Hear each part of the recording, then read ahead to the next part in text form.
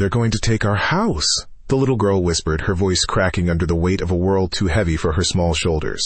"And nobody will help." The president's jaw tightened, his gaze hardening. In that moment, he wasn't just looking at a crying child. He was looking at a sacred promise, broken by the very system he had vowed to dismantle.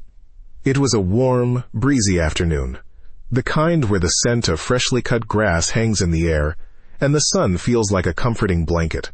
President Donald J. Trump had just finished a brief public appearance at his club, the manicured green rolling out behind him like an emerald carpet under a vast, pale sky. Dressed in his signature dark blue blazer over a crisp white polo shirt, he was making his way toward his motorcade, acknowledging the small crowd of well-wishers with nods and a confident wave.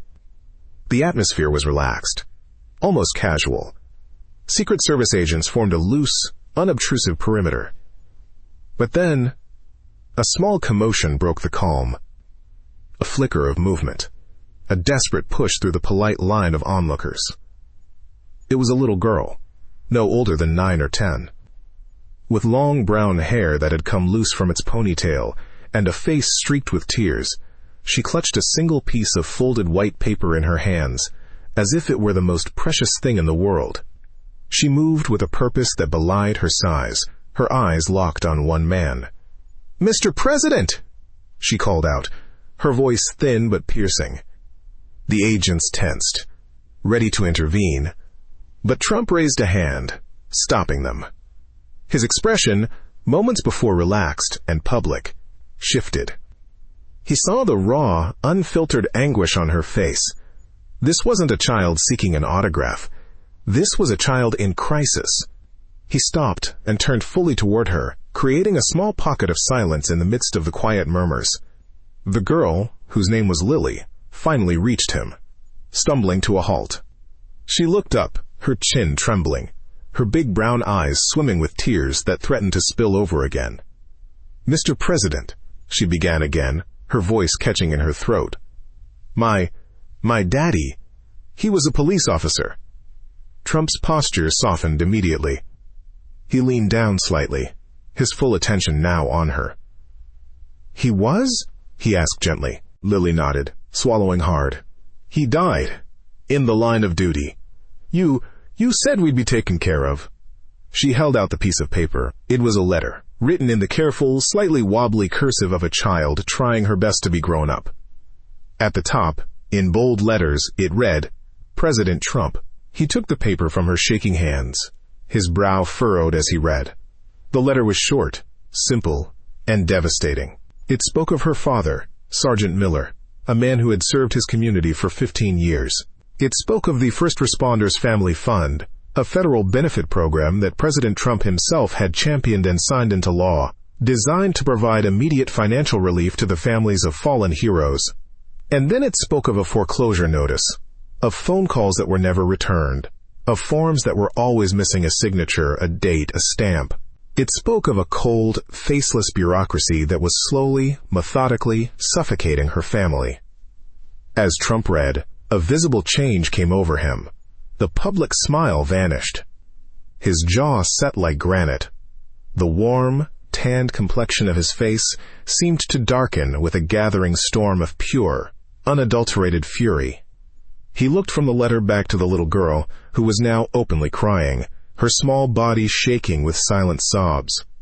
He placed a firm, reassuring hand on her shoulder. The gesture was both protective and a signal of impending action.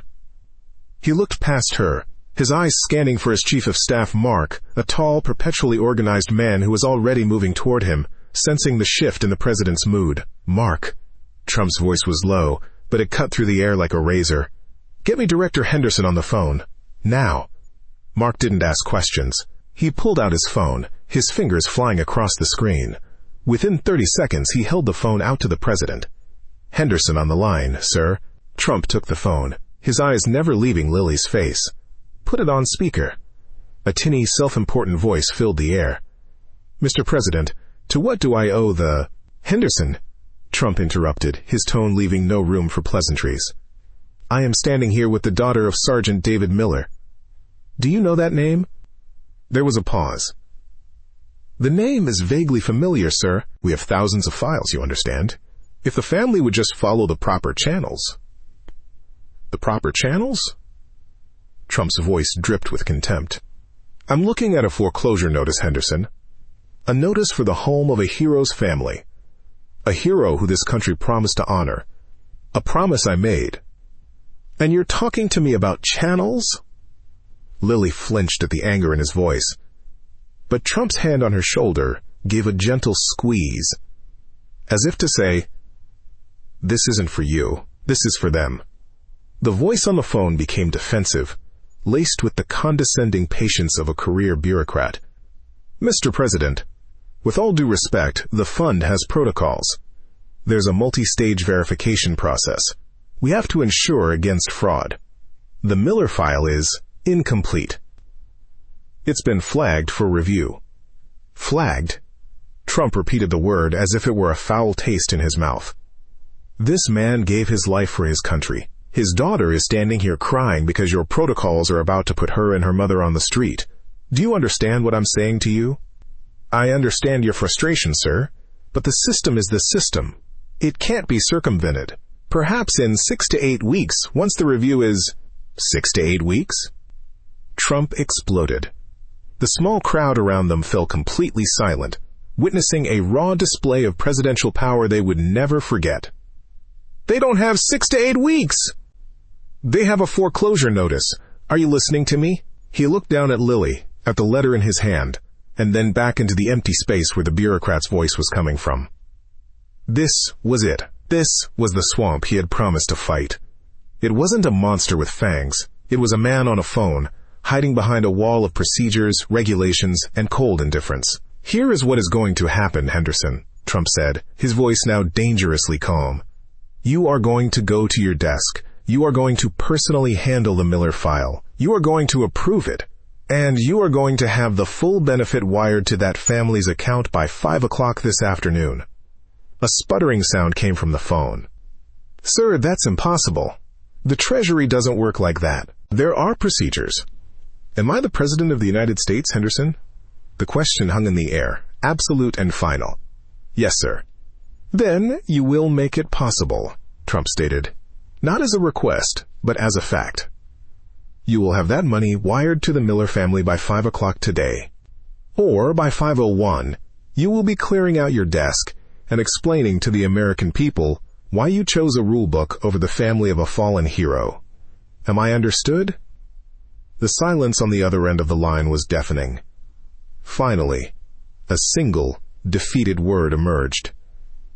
Yes, Mr. President. Trump ended the call without another word and handed the phone back to Mark. The storm on his face receded, replaced by a profound softness as he knelt down to be at eye level with Lily. He took a pen from his jacket, and on the bottom of her letter he wrote a short note and signed his name with a flourish. It's taken care of, he said, his voice now gentle again. He handed the letter back to her. Your father was a great man, a hero, and we don't forget our heroes, not ever. Lily looked at the letter, then back at him, a watery, hesitant smile finally breaking through her tears. For the first time that day, the crushing weight seemed to lift from her shoulders. Trump stood up, gave a final firm nod to his aide. Mark, make sure it's done. And get that family on the phone. Tell them the president sends his deepest respects. He then turned and without another look at the stunned crowd, walked toward his car, his mission for the day unexpectedly and absolutely complete. He hadn't just resolved a bureaucratic error. He had fought a battle for the soul of the country he led, proving that behind the policies and the politics, there was a promise keeper, a people's champion, who would move heaven and earth for one little girl holding a letter. When the president finally hung up that phone, what do you think was the one thought going through his mind? Let us know your thoughts below. And if you enjoy stories about leadership and integrity, don't forget to subscribe for more.